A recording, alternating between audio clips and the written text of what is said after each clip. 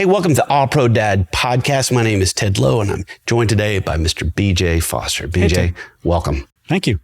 Well, this is a topic that every guy needs to think through, not only himself personally, but also with their kids. And that topic is pornography. So, BJ, we're just going to dive in head first here. When was pornography first introduced to you growing up? Yeah, you go right for the jugular. We're going to dive right in. Yeah. So sadly, it was, and this is back in the early 80s. I was 7 years old, and I went to a friend's house, and his dad had magazines up in the barn, and we went up there and we were looking at it, and I realized I was looking at something I shouldn't look at. I was confused. Right. Didn't really understand why I was excited, why I wanted to keep looking at it. Right. It didn't make sense to me. And I remember, I as I look back, I kind of think, boy, I wish I had been able to talk about it with my dad. But I sort of felt like I'd probably get in trouble. So I never did. And then the next time that I was introduced to pornography, I was at a sleepover. And I was about 11 years old, something like that, 11, maybe 12. And again, felt like I kind of knew a little bit more at that point and knew I was seeing something that I shouldn't see. Right. I had changing feelings around that time about girls. And again, I wish I'd been able to talk about it with my dad, but I think I was a little bit worried that I was going to get in trouble. So I didn't. I kept it in.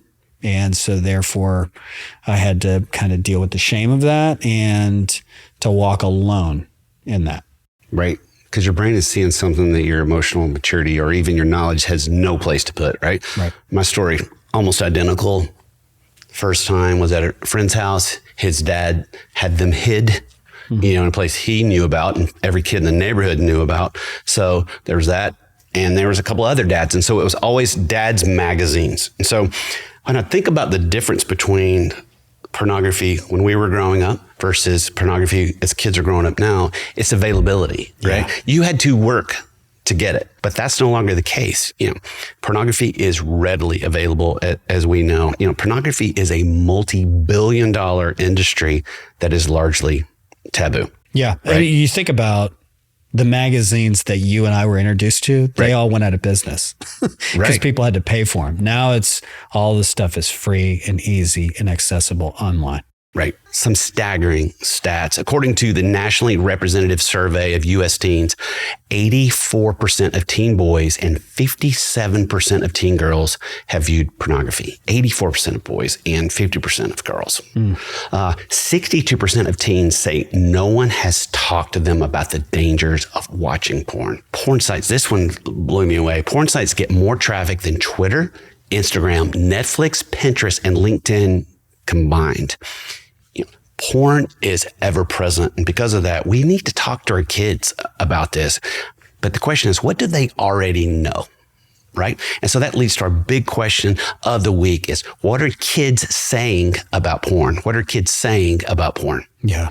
Some of this stuff comes from a discussion I had with a guy named John Van Arnhem, who, has an organization called The Third Talk. And he goes into schools and talks to kids about pornography. And so he's able to talk to them and to hear back what they have to say. And I think one of the saddest things that he told me is that the thing he hears more often than anything else is that kids are saying adults won't talk to us about this. Other things that kids said was, okay, it may not be accurate, but it teaches me a lot of things about sex. So, they're getting their education from it. That most kids, another thing that they said is that most kids have seen violent porn. Like it doesn't take much on a search to kind of arrive at that. Like there's so much violent porn out there. Most porn, it kind of involves some sort of violence to it. They also said where they typically see it. And kids are typically seeing porn on the bus ride home. Because I think a lot of kids just give their young kids phones. And so they have internet access at their disposal, and sleepovers. So that's the only thing that's similar to our lives and theirs is just right. Parents are asleep. Kids are supposedly safe and being watched when they're not. Yeah. And you may or may not have seen it on the bus, although maybe somebody had a picture or that kind of thing. But you're seeing some pretty graphic things in video, digital, online right there, and then finally, they said that when adults do talk to them, it's encouraging. So the fact that we're not, that kind of takes you back to the first point, which is adults aren't talking to kids. Say more about that when adults are talking to them, it is encouraging. Oh, that when adults talk to kids, it's encouraging? Yeah. Say more about that. I think it takes some of the shame out of it. It's like if we can have a discussion about this thing instead of this sort of thing we need to sweep under the rug or avoid, or it's almost like it's too ugly to talk about. But when parents are able to open up and kind of share about the dangers and maybe share about their own experiences with it, then all of a sudden it gives kids, I think, the green light to, okay, like I'm not just suffering in this thing by myself, or I'm not some kind of weirdo. The fact that there are other people out there that struggle with this, deal with it. The fact that parents are, adults are kind of willing to acknowledge, look, this thing is out there. It's a temptation. It's, something that I think it kind of infects a lot of us. And so I think it takes the shame out of it and the isolation. Well, and it's very encouraging that kids are saying, hey, when you guys do talk about that they're encouraged by it. Like they feel that it's helpful for them. Here's some things that I think as dads that we need to think through when it comes to pornography, right? A couple of things that you and I talked about earlier is your kids will probably see it before middle school and most likely see it first on a mobile device. Yeah. According to a survey by Common Sense, 45% of teens believe that porn gives helpful information about sex. Right. While only 27% think it shows sex accurately. Mm-hmm. But they're going to, they think that it's helping them. Like that's the problem. So we really need to define what sex is all about to them. And it needs to kind of come early. We need to introduce to them what sex is about, what it's for, the fact that it's for connection and love and intimacy and trust. And porn has nothing to do with any of those things. So I think one of the difficult things that parents have with this is they don't really know how to talk about this whole thing. I think they have their own kind of shame, and so maybe they might shy away from it. But really, the implications of what porn has on us, the fact that you are using somebody for your own gratification, means that you're starting to dehumanize the person. That you are, again, you're using somebody. And so over time, maybe it's a little bit at a time, but you become more calloused. You have less empathy. You're in more of a fantasy world, so you become disassociated from reality. The reality is that if you're in a relationship with somebody, they're not going to react exactly how you want them to react. But when you go to porn, you're basically taking a person and you're turning them into a toy that you get to wind up and do whatever that you want them to do, which is not even close to what relationships are supposed to be. So again, it's the impact that it has on the heart, the impact that it has on us is we become more calloused, more disconnected than we were before. So, I saw the movie Anora, won the Academy Award for Best Picture. It's about a stripper, prostitute, they call sex worker. And the director of this movie, Sean Baker, I believe his name is, one of the things that he has said is he's befriended a number of sex workers and he would like to decriminalize it. And the problem is that where I feel like he probably has good intentions with this, like he wants to see these women humanized because they're dehumanized. The problem is that decriminalization doesn't take the dehumanizing away, because this is exactly what they're doing. They are paying for these women to become what they want them to be. So the dehumanizing continues. What it does is it takes away the stigma, not from the women. It takes away the stigma from the guys who want to buy them and use them for what they want. And it's opening up the door for all these guys to dehumanize, to nurture the things in their heart, to nurture maybe their sexual aggression, to nurture their kind of own fantasies, and making them more and more callous, less empathy, and again, more dehumanizing. And that's exactly what you do in porn as well. It's a dehumanizing that happens. One of the best books I've ever read is a book called Paid For by Rachel Moran. And she's a former prostitute. She was a prostitute from the time she was 15 until the time that she's 22. And she even says, even the term sex worker whitewashes what happens to these women. Because most people who go into sex work or go into pornography or they go into prostitution, have either been trafficked or they've been coerced into it. And if they're coerced into it, they'll probably talk like they're not. They'll probably just try to make it seem, whatever they can do to survive in their mind. But no girl coming up says, this is what I want to do with my life. And so it's abuse, what's happening to them. Legalizing abuse. The objectification, the dehumanization. She even says that if you pay to put your hands on someone when they don't want their hands put on them, it's pathological. Wow. And so these are the things that, again, when we're nurturing these things in us, again, we become more disconnected, we become more callous, we become hardened, and it happens slowly over time. I see a lot of guys who are like, oh, there's nothing wrong with pornography. I'm not hurting anyone. No, you are hurting somebody. Even if you're just a little bit more callous than you were yesterday, it's not only hurting your spouse, women in general, but your kids are getting even a little bit more callous. That's what they're getting. That's what they're seeing in you. So with prostitution, with pornography, it's the same thing that's happening. It's we dehumanize. We are dehumanizing people. And in the midst of all that, we have tremendous amount of shame. We have calloused hearts. It breeds disconnection rather than connection. All the beautiful things that sex creates, it does the opposite. And there's a lot of destruction.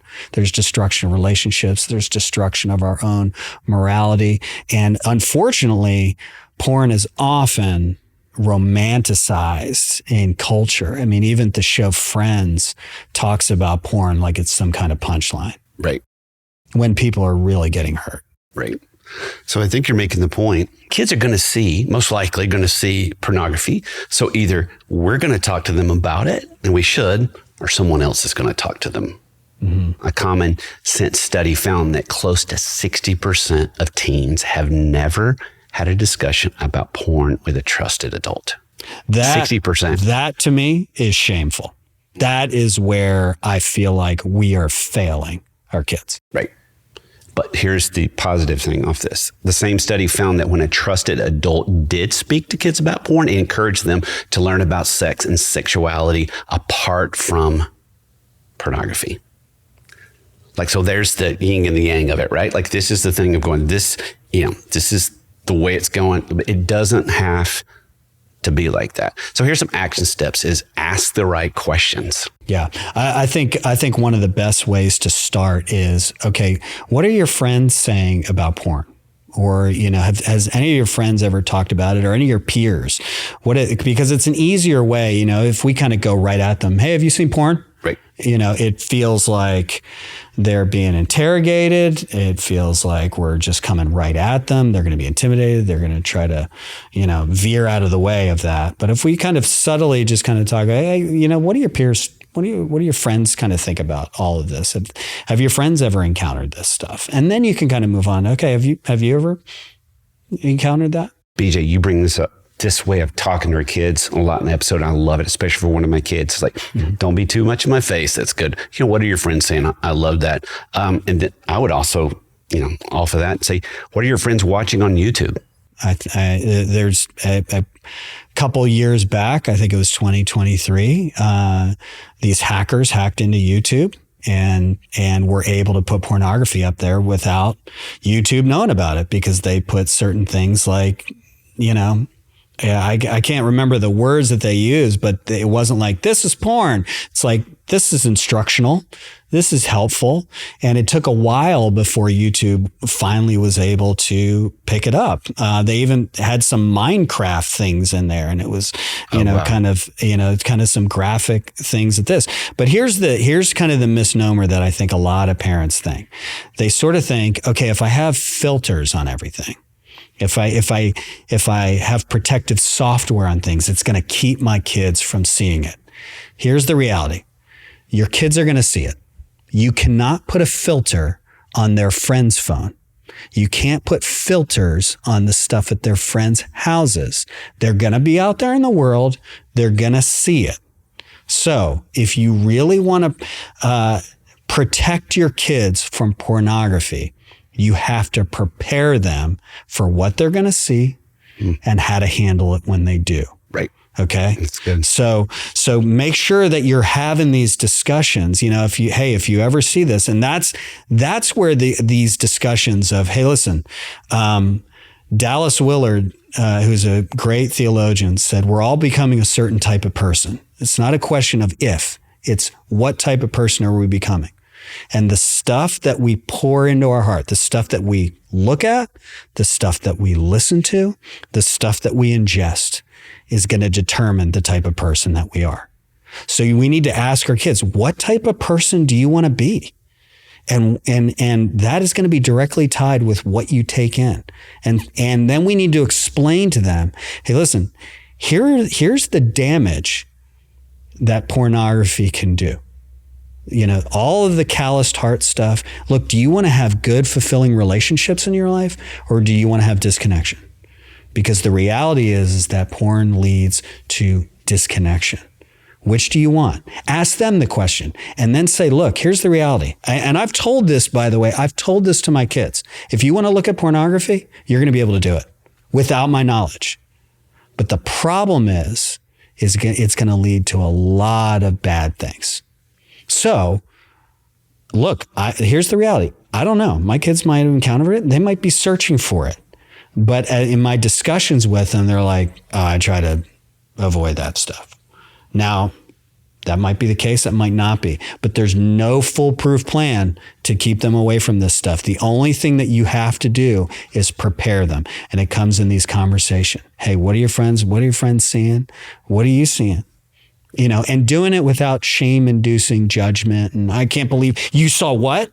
And, we need to make these conversations okay. Right. Hey, look, and you got to share your own experience. I know you might be filled with a lot of shame, but you got to share your own experience. One of the things that I shared with my son was, I shared with him my own story and said, I wish I'd been able to talk to my dad about this, because I wouldn't have gone through this whole thing alone. And I said to him, I don't want you to ever feel like you're alone in this. So I would love to talk to you about it. And I want you to feel the freedom to come to me and say, hey, listen, I saw it and I'm kind of drawn and I want to see it again. Those are the types of things. Those are the conversations I think we need to have. I think another great question that we ask kids just across the board, but especially when it comes to pornography, is what do you think is the biggest struggle kids are facing in your grade? Right. And you got to keep asking, because I've asked my kids and it changes with each year. That's the thing with all of this, is the continued conversations, right? We got to keep talking about it. And depending on your kid's personality, temperament, they're going to look at you like you're crazy. I don't want to talk about this. Or as my son said in a earlier episode, gross dad. But we got to keep talking about this stuff. Yeah. But you got to keep asking. Yeah. I mean, I think that's with each one of these conversations, we always kind of think, well, I had the porn talk. Well, I had the sex talk. And while I talk to them about their pressures and the things that are hard, these are talks. These are talks. These are conversations with an S on the end. They need to happen multiple times, because not only does it all change, but they change. Right. And it's those conversations that are proactive and not reactive, right? Those are based not out of shame, but just, we want you to know, passionate about you.